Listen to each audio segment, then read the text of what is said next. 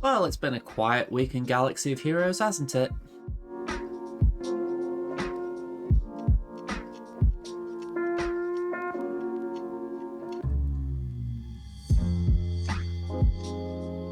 Okay, so first of all, Grand Arena. Let's just touch on that to begin with. I did the cancelled one on Friday, and yeah, we managed to get through all of them. I'm kind of glad that it did get cancelled. I put in a poor show, if I'm going to be brutally honest. It's part of the reason I haven't uploaded last week to YouTube, if I'm going to be honest. But yeah, we've got a rescheduled Grand Arena, so it's going to be half a Grand Arena essentially, just 2 weeks worth, starting from the 9th of February, which is today, or this day I'm recording. And yeah, it's going to go on for 2 weeks. It should be, how I'm reading it, we should have the attack phases on Friday, Sunday, and Tuesday. And that will be starting my time, 10 PM UK, all the way till 10 PM the next day. So yeah, it's a little bit of a change. I don't really like that myself. It throws me out a little bit, but we've got to get on with it.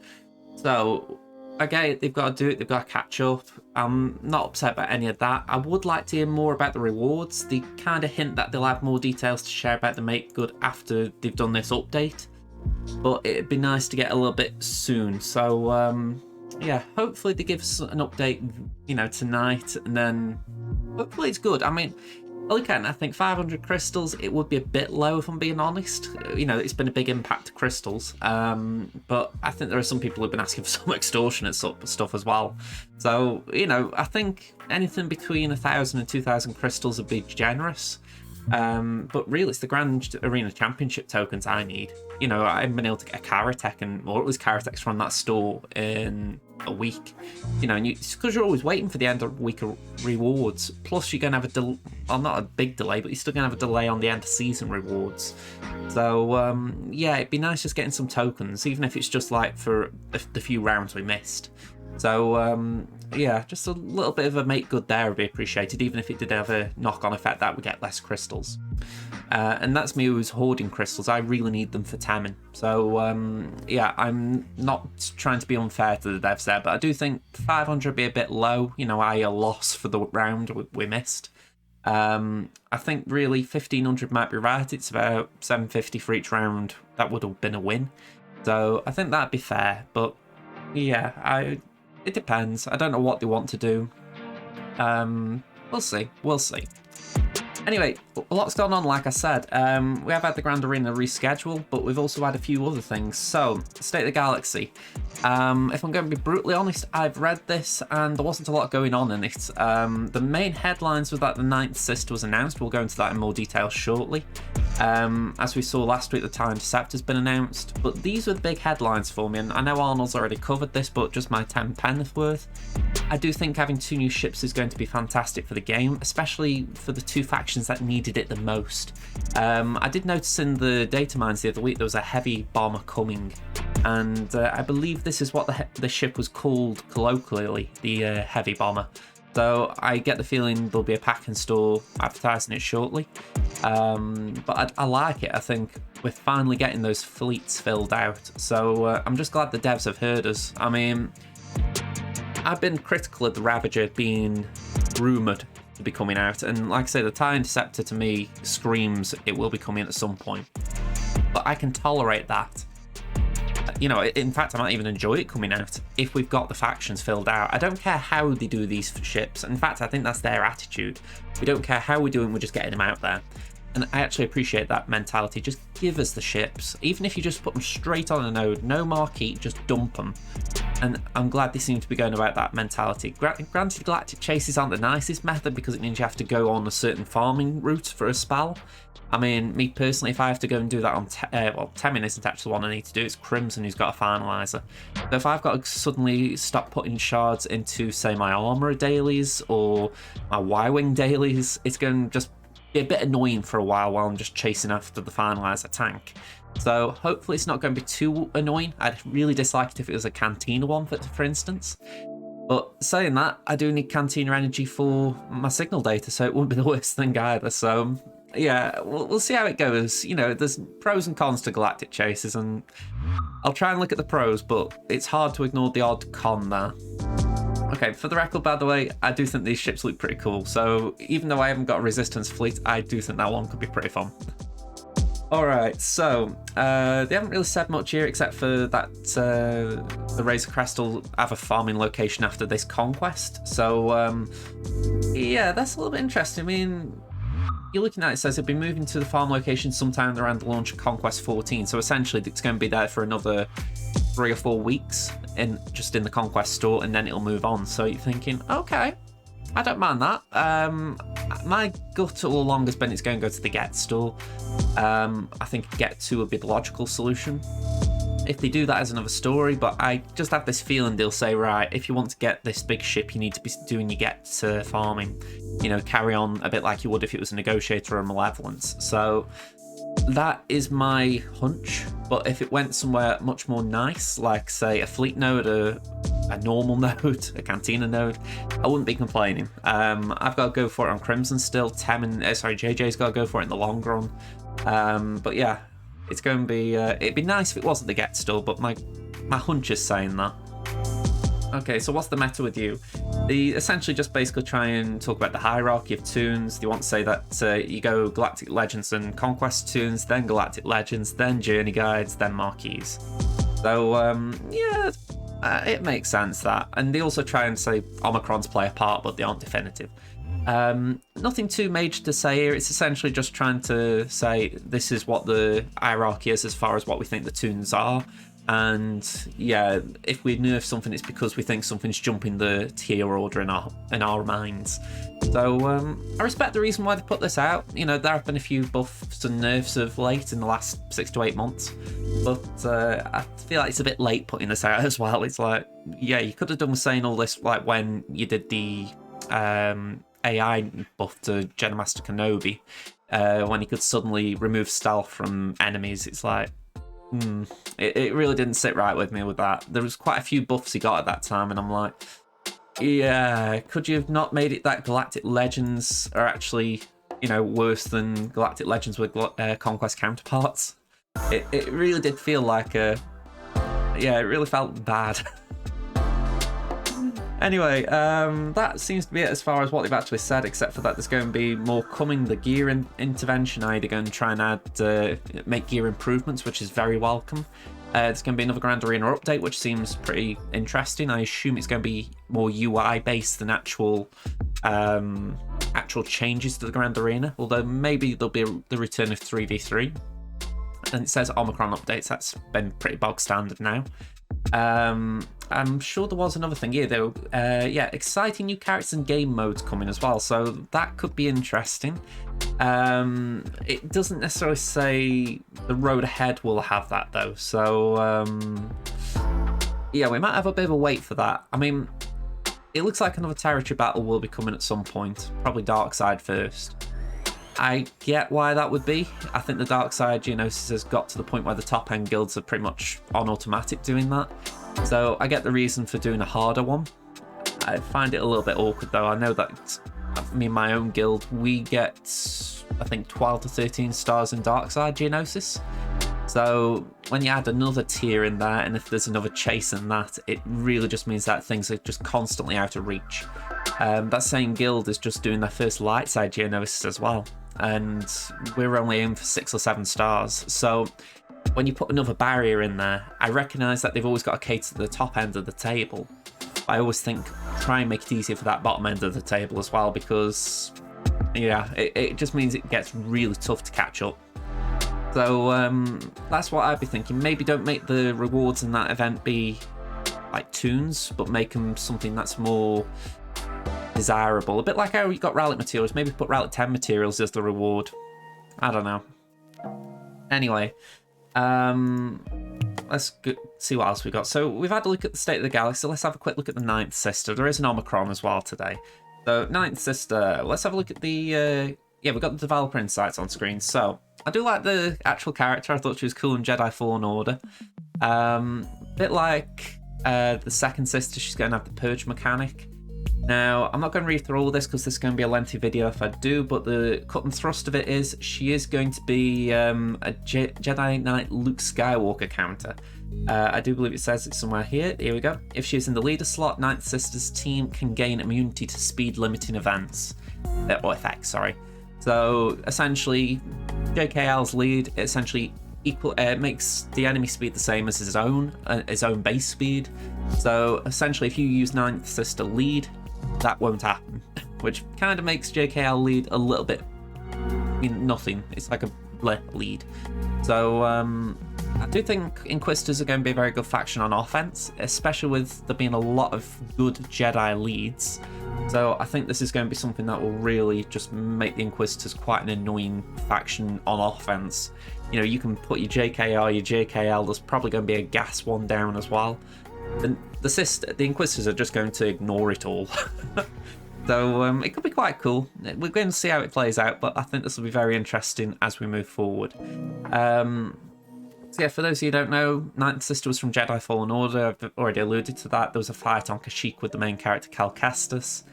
As they say, she wasn't a graceful attacker. She was a bit more of a brute force.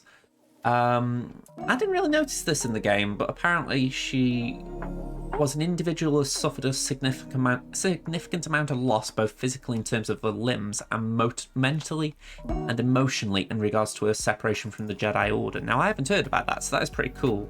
I mean, I'm looking there and I can't actually see any damage to limbs. I don't know if there was maybe a leg missing or something, but I find that quite interesting to see or hear.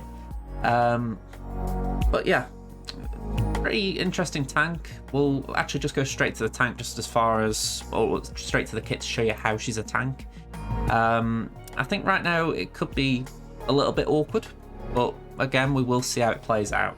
So, Ninth Sister, Dark Side. Categories: Tank, Leader, Inquisitorius, Empire, Unaligned Force User. So, a bit of connection with Lord Vader. A ruthless member of the feared Inquisitorius who will stop at nothing in the hunt for the Jedi. So, a basic, too easy.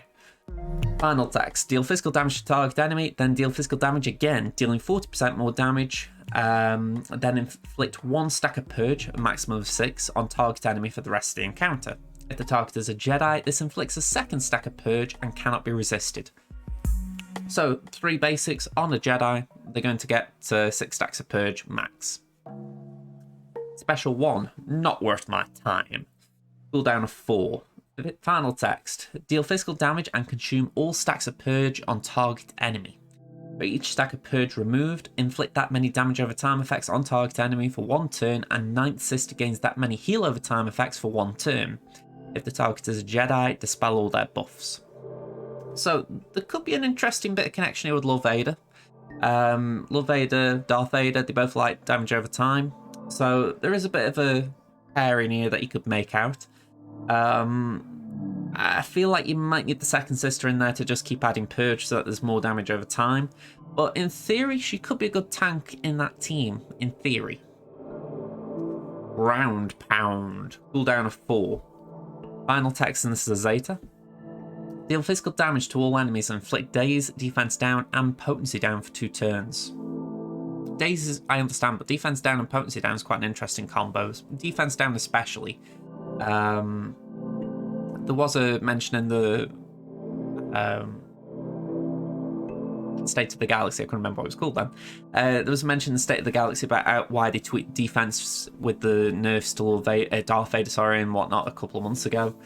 And I think they may be trying to start playing around with that in kits. So it does seem like defense down is the first step as far as just putting it in and seeing if people can find something interesting with it. So yeah, inflict Daze, defense down, potency down for 2 turns, which cannot be resisted by Jedi. That is great.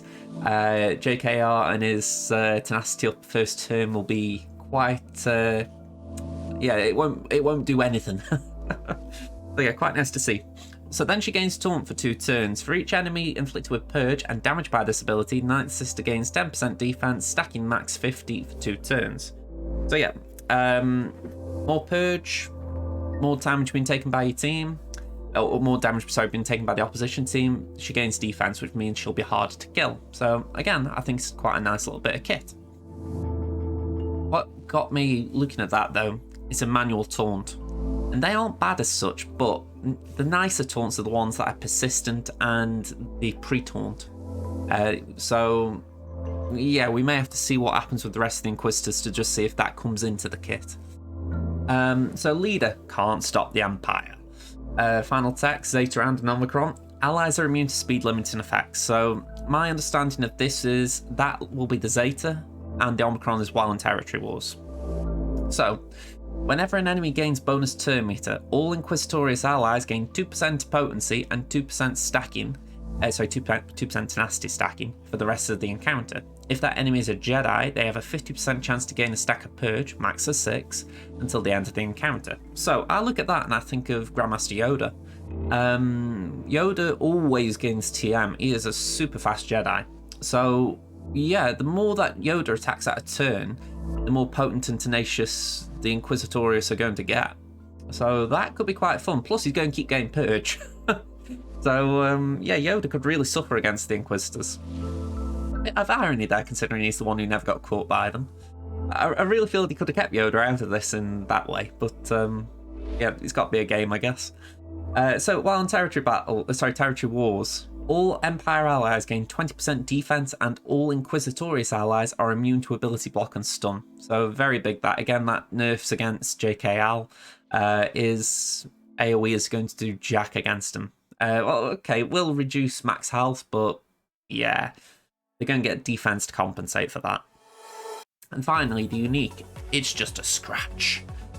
For each other Empire ally present at the start of battle, 9th Sister gains 5% defense, max health, and tenacity. These effects are doubled for Inquisitorious allies. Each time another Empire ally is damaged by a critical hit, he gains taunt and 50% critical avoidance for 1 turn. So that one is quite interesting. Essentially, one of your allies will get damage for her to taunt. But when she does taunt, she'll also have defense from a special. Well, actually, saying that she won't get defense from the special because that's special. I'll take that one back. But yeah, she's going to gain crit avoidance, so that's not bad. So Empire allies gain 20% critical avoidance for 1 turn. Fair enough. If the ally is also Inquisitorious, 9th Sister recovers 5% health, so it's not bad, I guess, that. I feel like it's a little bit awkward. I mean, I get the idea that you hit one of the Inquisitors, she'll taunt, so it can be quite annoying, but it's a 1-turn taunt and it can be dispelled, so you can get around it quite comfortably. So I'm hoping one of the other Inquisitors has got something in their kit that makes the taunt persist more. But it could be okay. I'm not overwhelmed by it. I'm not underwhelmed. We'll see how the rest of the faction goes, because I do think it'll be like the Bad Batch. We saw Hunter and then Tech come out and it was like, And then you got Wrecker and Echo and it made a lot more sense. So yeah, I think we need to see the others, and hopefully we're going to get them in the next few weeks. Okay, finally, we've got one more thing. And it's a small thing, but it's still worth shouting out about. It is Director Krennic with his Omicron. So, only a small change, but even though I haven't got a Krennic, I do like it. Krennic gains 30% defense penetration, health, and offense in Grand Arena, this is. So, Death Pen seems to be getting a lot of traction with the devs. They seem to be wanting people to use it. In fact, in that dev post again, they were saying that, again, with the nerfs, they did take away Ignore's defense, but they started adding defense penetration and defense into kits, trying to have a bit of playing around with the stats. So, again, I'll buy into that. If Death Trooper, so it's like a 2-for-1 Omicron here. If Death Trooper is present, he also gains these bonuses. So I'm going to say Death Trooper gaining Death Pen and offense. I like that. Whenever Krennic attacks, Death Trooper is called to assist, and his cooldowns are reduced by 1. That could be good. I think the issue could be, can you make Krennic enough to make that worth the while? Thankfully, it isn't unique though, so you could potentially put him into a Palpatine team or something like that. So there are options again. While allied Death Trooper is active, both Krennic and Death Trooper ignore taunt. So, yeah, there's some nice things in here. I definitely wouldn't put this as your first Zeta on your list unless you've got Krennic and no one else who's got Omicrons. But I think there is something good in there. It's a bit like Atbar and Leia. You know, neither of them was screaming out saying, you know, this is a must-have Omicron. You know, but I look at them and I think this is still pretty nice. You know, if you have got Krennic from doing C, this makes Krennic 10 times more viable in Grand Arena. So, by all means, I would really suggest doing it. But saying that, if you've got someone like Zam Wessel, if you've got someone like Qui-Gon Jinn, if you've got any of these really top Omicrons that have been going around, if you've got some scoundrels that you could put Dash Omicron with, I'd suggest doing any of them over this. But still, it's a fun one. If you just want to go for a fun one, do it. I'm going to do Akbar as my next one on my main. And I'm not going to regret that. I think both Akbar and Leia will be fun. So I'm going to do that. But I also recognise it could affect me if I soon get Boba Fett sign a Django and I can't put his Omicrons on for TW. But we'll have to see. So that is pretty much all that's gone on in the last 24 hours or so. There was a lot. But yeah, hopefully, with Grand Arena coming back tomorrow, we'll be able to, well, at least we'll be able to prepare. But hopefully things will settle down again, because it feels like this last 5 days have been a bit messy for not just for Grand Arena, but for Star Wars Galaxy of Heroes. So hopefully with this update, they'll bring out the new character. Hopefully there won't be any more bugs. There always seems to be with every release. But yeah, hopefully things will settle down again if we can just get on with things. But yeah, let me know what you think, folks. I've been talking for 20 minutes, I think that's long enough. So leave a comment, tell me what you think of the update, tell me what you think the next bug will be, because like I say, there most likely will be a bug. And yeah, see you folks for now. Bye for now, everyone.